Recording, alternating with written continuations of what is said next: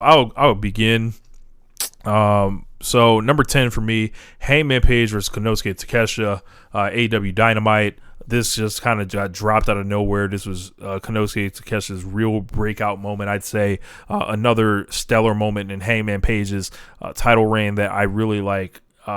Realize the value of him as a champion, and just seeing these two guys that were, that are like pretty, like relatively young, just be at that top level. I think this match only went like 12 minutes too.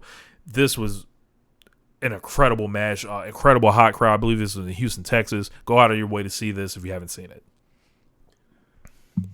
Number 10 for me, Katsuhiko Nakajima versus Go Shiozaki from Yokohama Budokan on 1-1. This was the first Noah show that I watched, as far as like watching like the entirety of it, and watching the semi-main event with Kaito Kiyomiya and Kino, and then seeing this, it was super impressive. It's made me like I decided to dip my toe into at least following Noah, even though that turned into a headache at times with all the nonsense with Kaz Fujita and the olds or whatever else, but like Hideki Suzuki or whatever else. But this match happened, and like this match was just brutality and just the spirit of when Rich suggested I watch some of these Noah matches from like Kensei Sasaki versus Kabashi, or some of the late Masawa stuff that I saw, and like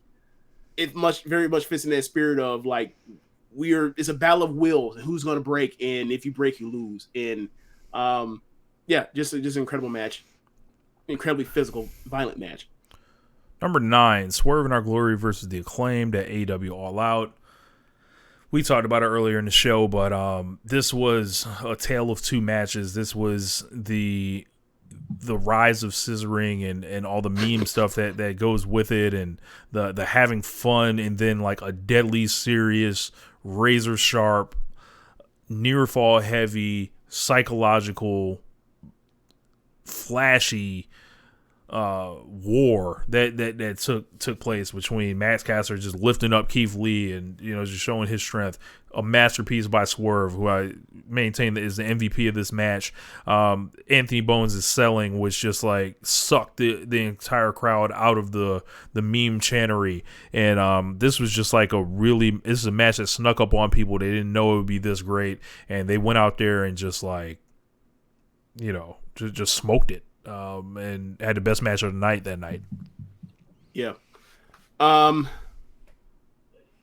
Death Triangle versus the Elite, match 1.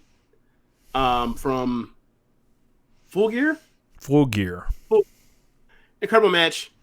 We've talked about it a lot in detail, their feud, but I thought this was, from what I've seen of the first 6, this was the best match of it. And, that crowd reaction to them being in Chicago and the way they worked it after that was just like masterful. And you're not about to, all the talk of these guys don't know how to work. Newark. Oh, Newark. I'm sorry. Yep. Because the second match in Chicago. Right? Yep.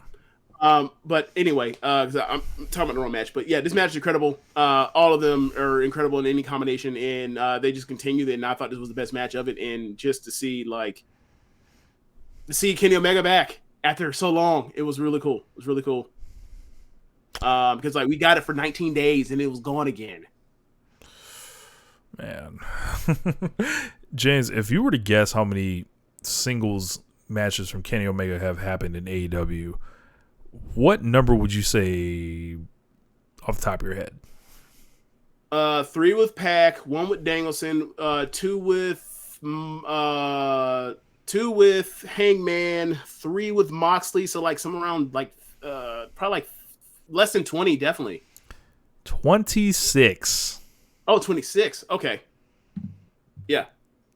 And then obviously like I'm forgetting stuff like you wrestled Joey Janela and Russell Allen Angels twice. I'm forgetting stuff like that. He wrestled Trent once. Yeah. We will keep an eye on this going forward.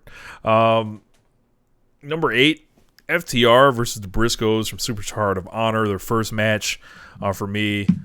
I think this was their best match that they did. A lot of people like the dog collar stuff. I wasn't into Yeah. the second match as much, but this one here, when you talk about physicality leaping through the screen and just chops and incredible tag team work, this was one to remember. And this like set the stage for everything that came after it. Okay.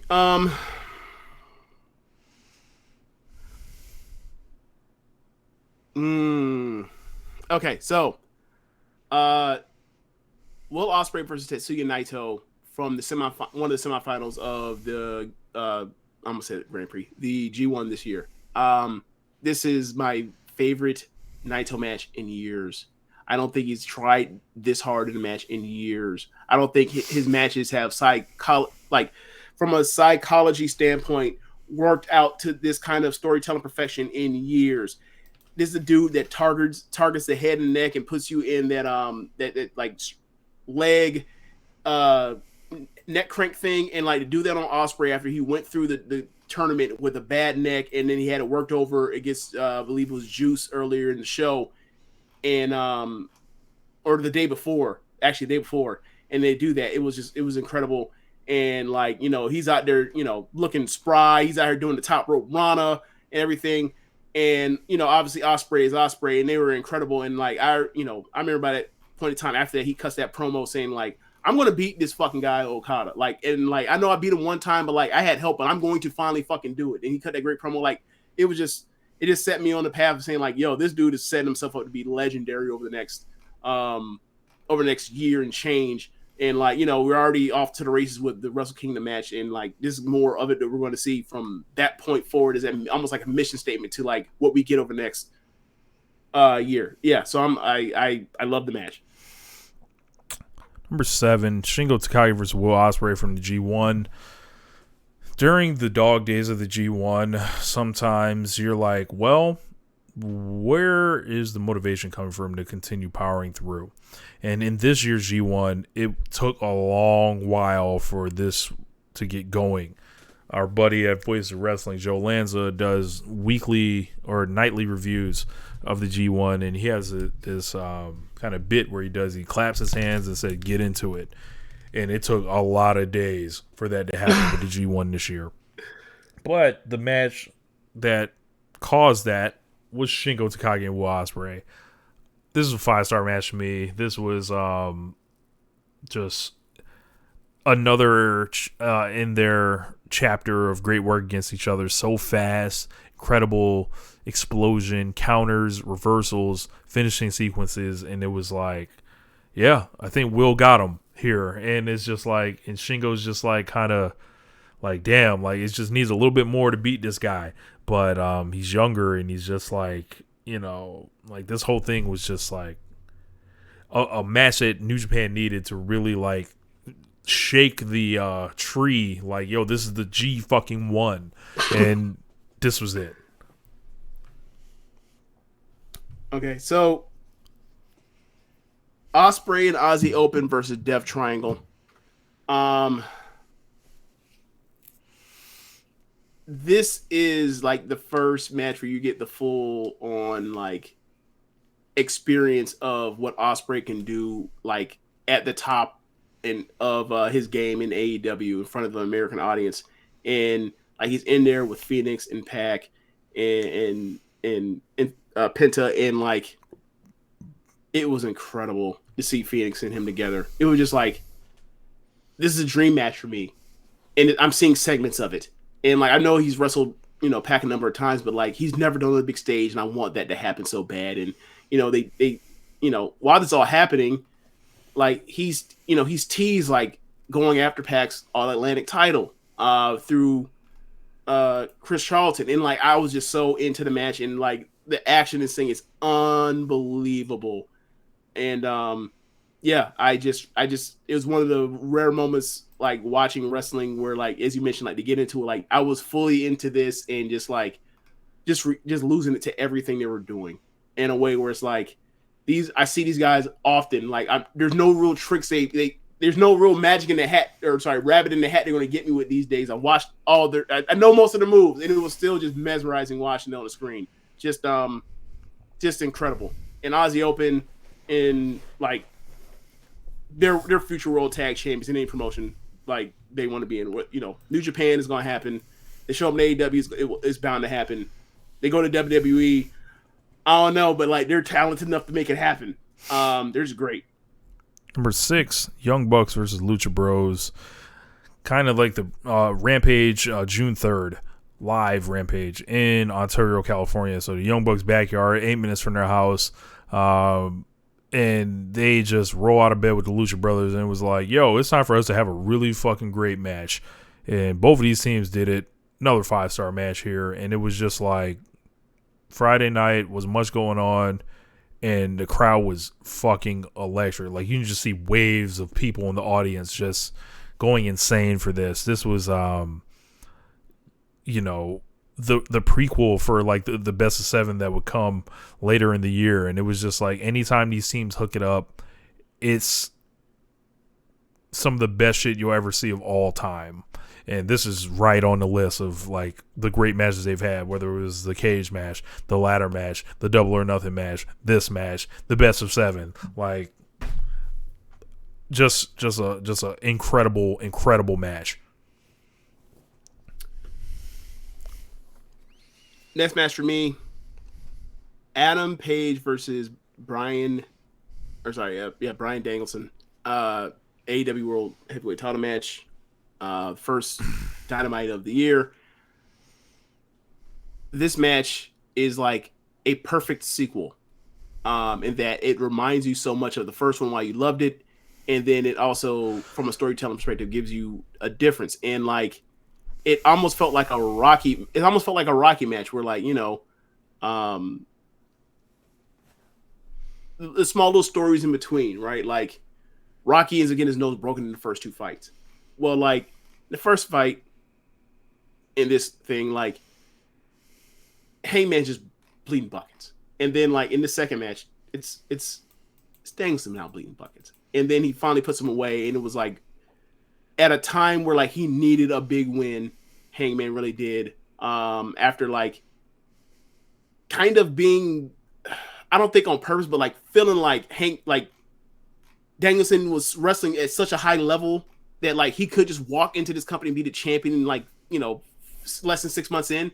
And like he answered that one, and like then we get the rest of the run. And I was so impressed with Hangman. And you know, it got to the point where like we were like, look, man, he's a guaranteed great wrestler and he's gonna have great matches, but like, can he get all the way over the top with someone that's not like in the elite? And like this one was like, yeah, like this is now like I've done it with Danielson and I'm going to do it again, and now I'm just going to run up the score worldwide. And like I wish he was able to spread his wings a little bit more over the summer, but he was great in this match and great in that particular program. Number 5, Katsuhiko Nakajima versus Go Shiozaki, 1-1 Pro Wrestling Noah. In one of the last matches, I'd say, of the clap crowd era, that was like, you know, they're wrestling almost a pure silence as far as achieving on this level. These guys use their hands and their feet as the sound. Nakajima, just through the video packages, I didn't really know too much about him going into it, and I knew Go Shiozaki. I heard the name before, seen him in like some other stuff, and just like watching like how these guys wrestled each other, it made me an instant fan of the promotion. And I've watched historical stuff from Pro Wrestling Noah, but it was like the way they beat the fuck out of each other was something that anyone I think can enjoy and just watch, like as far as like just high level work from pro wrestlers.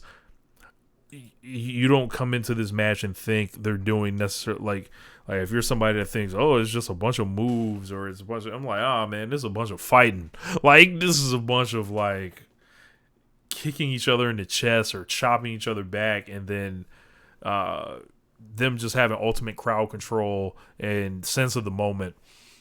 I was really impressed by this, and this was another one that was like high on my list, as you can see. Yeah. Number 5 for me, Tam Nakano versus Julia, Stardom, 5-star Grand Prix final. This was their 5th match, and like they've gotten to the point to where every match gets either progressively better or progressively more efficient and like more detailed in the story and like paying respect to the things they've already done with each other. Like it's very much like when you will watch like the Cesaro and Sami Zayn stuff from 2014 or the early mid 2010s. And it's just amazing where they have reached as wrestlers together against each other, and like while all this stuff is happening, they're still each other's best opponents. And to see them like have that match and like basically the groundwork for like what I think is what could very well be coming, which is like the person that takes the belts off her is going to be Tam. Like to see like that long entrance walk up the ramp with that second place trophy for Tam, and they stayed on her on purpose, and they showed her get this standing ovation. Like it's going to be interesting to see that how when we come back next year and see like how all that paid off and played out. And like Julia was just that night was just special. Like to have that Suzuki match in the first half of that show, and then have this match an hour or two later. Like it's not necessarily the Shuri from 2021 type of impressive, but it's still damn impressive to see someone go out there and have 2 easily over 4-star matches in one night. When we talk about people doing double duty, sometimes we like, is it even possible for someone to have 2 wrestling matches? Is it too hard to ask? Somebody's making millions of dollars to go out there and have back-to-back matches on 2 nights that are the 2 biggest matches they could do for a card. Yeah, just really impressive, and love the match and love their rivalry. And like, I mean, I don't know where to rank it at the top of my head, but like it's way up there as far as like favorite rivalries ever in pro wrestling. Number 4, Julia versus Shuri, Stardom Dream Queendom Red Belt Championship match. Talked about it a lot earlier in the show. It was Shuri's kind of dropping the championship off after a phenomenal year, and somebody that you couldn't hold back any further, but they wrestled like they were keenly aware of their roles in what was about to happen, referenced their history a lot, referenced Shuri's own history with the championship, and then like looking at Julia just kick out of everything and power through like a real warrior through finisher after finisher after finisher. And then it's like, no, like I done gone through too much hell. I done fought through too many people to come up short now. And we knew it was coming at some point, but this is, I said at the time, this is well earned. This was like Julia just like having a bunch of real man matches in a row with the ultimate real man match like at the end of this thing. And head drops, dangerous moves, and the ramp spot is ridiculous. Like I was fucking shocked that I'm sitting like 5, 6, 7 feet from it as it's happening. I'm like, what the fuck are they doing? Right. Power driver through the table, I think, or something else as well. Like, yeah. So, yeah, go out of your way to see that if you haven't seen it. Phenomenal match. Yeah. Number 4 for me, Starlight Kid versus Azumi for the ISP title back in February. And we talked about this match earlier. Just, it's a match that I thought they could always have, but they were never going to get the space in the room to do it, and then they have it, and it's better than even I imagined. And I still think there's more, and we'll see come next weekend. But eternal foes, like the perfect idea of what you want out of a generational rivalry. 2 people that like have that kind of chemistry, like. For those that have not watched it, like I would liken it quite frankly to like imagine like a woman's barely out of their teens version of like Rey Mysterio and Eddie Guerrero, except like it's as good as it's about as good as any Eddie and Rey match they've ever had. except for like the one freaking mask match. It's incredible, and like I adored the match. Number 3, the Elite versus Death Triangle at Full Gear. Um, you know, at the time, we were ready for the Elite to all come back. There was a lot of like reporting that say, hey, they're working backstage, they're doing all this stuff. Death Triangle had won the championships in their absence and against the Best Friends. I believe they may have defended it once. But once we kind of knew it was all coming together, we knew it was going to be great. Legendary entrance, legendary crowd reception, and it was like, well, now that all the pageantry is done, the showing the love and everything like that, let's get down to it. And what happened was exactly what these guys have built this promotion on. Just flashy, electric work, double team spots, triple team spots, high flying, near falls, incredible sequencing, and then at the end a shock finish that was just like, I can't believe they did this. I can't, like, this is great. This is like something is set to happen, and then we get word that it's the start of a best of 7, and it's like it couldn't have played this any further. They couldn't have done this any better. Like, this is perfection. Yeah. Number 3 for me, Shuri versus Julia, Dream Queendom for the red belt. Quite frankly, whether it had been Tam or Julia, it's one of the biggest reasons why I got on the fucking plane and stayed my ass up and doing through all the stuff, like the kind of hell I went through to get to Japan. Like Christmas Day at 6, I think I told you this, Rich. I had my flight got canceled to get from Tampa to Atlanta, which was my connection flight, and I had to be on hold for 2 hours and 30 or 40 minutes so they could like reset my or get me the next flight, which was an hour earlier, to get to Atlanta so I can get to my flight to Tokyo. And then I get there and then I see that show and I see that main event, and it was worth all of it. It was worth being on the fucking phone for 2.5 hours and being and spending a whole entire day traveling on a plane and getting lost a couple times along the way in a foreign land on the other side of the fucking planet to see that. Like, we went over the match a bunch of times, but like, that is how much I love that match, and it's one of my favorite matches of the decade. I know it's early decade, but like, that's gonna be sticking there for a while. It might be my second favorite starter match ever, quite frankly. Number 2, Hangman Page versus Bryan Danielson for the AEW Championship. I think this is the best singles match in AEW last year. This was a real certifying moment for Hangman Page and his championship reign. We already knew who Bryan Danielson was from the incredible run he started with in AEW. There were a lot of times where the last couple years in WWE, it was just like ultimately frustrating for me to watch him because it was like he was just never going to get his proper run. Never going to get like the type of appreciation I thought he deserved. And in this, it was like he was just like no longer presented as this underdog. And it was like he was telling Hangman Page to meet him at his level, and Hangman did. And it was like, yo, like, he's coming in and he's doing business. Like, he's heating himself up through all these matches to come in and actually like put somebody over. And it was like, wow. And we didn't know what we were seeing at the time. It was like somebody else was never going to fucking do that. And I thought it was awe-inspiring between the previous match and then this one. And it was like, I thought this was just like, this is what a world title match should be. Yeah. Number 2 for me, Okada versus Ospreay in the main event of the 1-5 show in Tokyo Dome.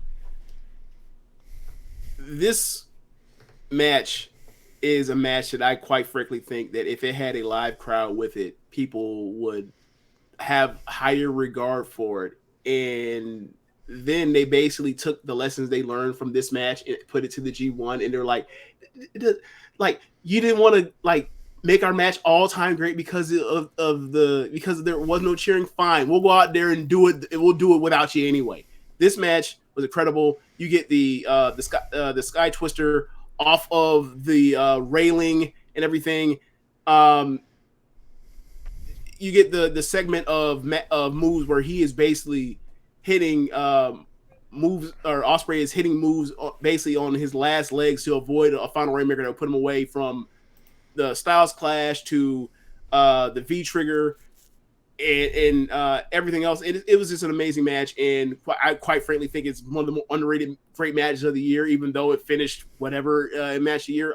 There are things that I just think like, I think it's the second best match I saw all year, and I think the Ospreay Okada stuff is like, as a singles match, like it's just a level above everything else I saw this year. And I just, to see Hangman and Danielson have to wrestle a match to quote unquote follow this, hours or 12 hours later, whatever it was like, they're gonna be great.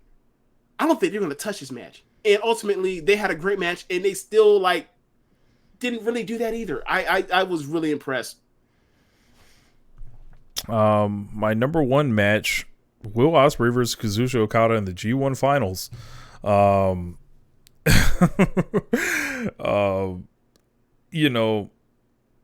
never really saw Will Ospreay and Kazuchika Okada as rivals. I feel like they're from two different generations. I feel like they have rivalries with other people that are more defining and stuff like that. And I never really saw Ospreay on Okada's level. They've had matches at Wrestle Kingdom, including last year, where I just felt like Okada was still just on a presentation-wise, just like a level above him.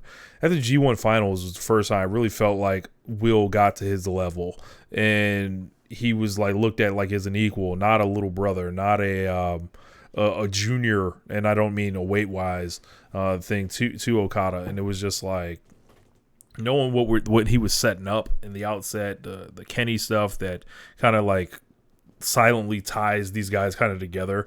And it was like, in the G1 finals, we all thought it was Ospreay's time. It was finally his time to beat Okada, and it just wasn't. It was like, I think, disheartening for a lot of us. It was like, well, what the fuck does he have to do at this point? And it was just like, it was a great match. It was, it was causing people to break the law, which you can never forget with the clap crowd environment. And I said Go Shiozaki and Katsuhiko Nakajima was one of the last matches, great matches in a clap crowd environment. This is like the one that sends that shit out of here for good. And it was just like, you felt like you were seeing somebody like not take a step to become a main eventer, but take a step to become an all-timer in this match, which that shit don't even happen every year. So right. My number one match of the year, Kazuchika Okada and Will Ospreay in the G1 finals. Well, number one match for me, Roman Reigns versus Logan. No, I'm not doing Logan. Bitch, you playing. It is same match, Okada Ospreay, the G1 final. In similar fashion to the Wrestle Kingdom match, like, there's a point in this match, and it happens very rarely with me, where I'm watching a singles match and like the action is so incredible that I am like almost giggling with joy, and I'm catching myself giggling like a fucking schoolgirl. Like, I can't believe how incredible these two are together. And the first in both Ospreay Okada matches did that this year. This match was another level where Ospreay has Okada down, and is one of the best kickouts of the year where Okada kicks out, and then you get a chance where he kicks out a Rainmaker, and I'm just like, dude, I can't believe these guys. And I remember watching this match, and I don't know if I tell you my full opinions on it outside of like what it set up, but as far as quality match, I remember you saying you pull up the the cage match score, and you're like, bro, this cannot be one of the greatest matches of all time without a clap crowd. Get the fuck out of here. And then you watch and you're like, never mind then. I was like, yeah, bro, this match is out of this world. And yeah, it's it's an all-timer match. And it just adds to the legacy of both of them. Like when people talk about like who's the best of this era, like you cannot fucking like if you do not say Will Ospreay and Okada in the mention of them as like the best wrestlers of like the last decade or so, whatever else, like I don't know what you watching. You ain't watching enough. You're just not. And this is a clear example of it. Like I just think that these are two of the three best guys we have, in the last 5 years, and they keep proving it. They keep proving it, especially with each other. And next year when we do this, and what will likely be what is the number one, I'll probably say the same thing. It's like I'll be saying Ospreay and Omega are two of the three best wrestlers of the last 5 years. And if you disagree, then I just guess you ain't watched enough, or whatever is going on with you. But like they're just incredible, and like those three are. Oh no, somebody from the Nuggets slipped on a dunk and like separated his shoulder. It looks like, but anyway, hope it ain't Jokic. It wasn't Jokic. It was. I can't see who it is, but yeah, sorry about that. But yeah, it's I fucked up the clip, but whatever. There's an incredible special, and like I'm just happy I get to see him. Oh, it's Thomas Bryant. Ooh, yeah. But yeah, those were the Rich and James's 10 favorite matches of 2022. We want to know what your matches were of 2022. If you're seeing this on YouTube, put them in the comment section. Let us know what you think of our stuff. You got some time. Find our Twitter. Me and Rich, throw us in there. Tag Motion Radio, and give us your list. Yep. Like most years we end up having our guests do it, but slipped our minds on asking them to send us stuff. But I hope they do, like they listen to this. Like I hope they do, like eventually send us their top 10 lists. We see a lot of us watch a lot of wrestling. Some things slip through the cracks. Yep. Try to be open-minded to the things that people that you with opinions you respect, give out and give it a try. Honestly, like one of my favorite things I got out of wrestling this year was like Sam like actually watched some of the stuff that I highly recommended on Stardom, and he was like, "Holy shit, yeah, you're right, James. Like everything, like you're not overhyping this shit. This is incredible." So yeah, yeah. But another year of enjoy more wrestling. Another year of One Nation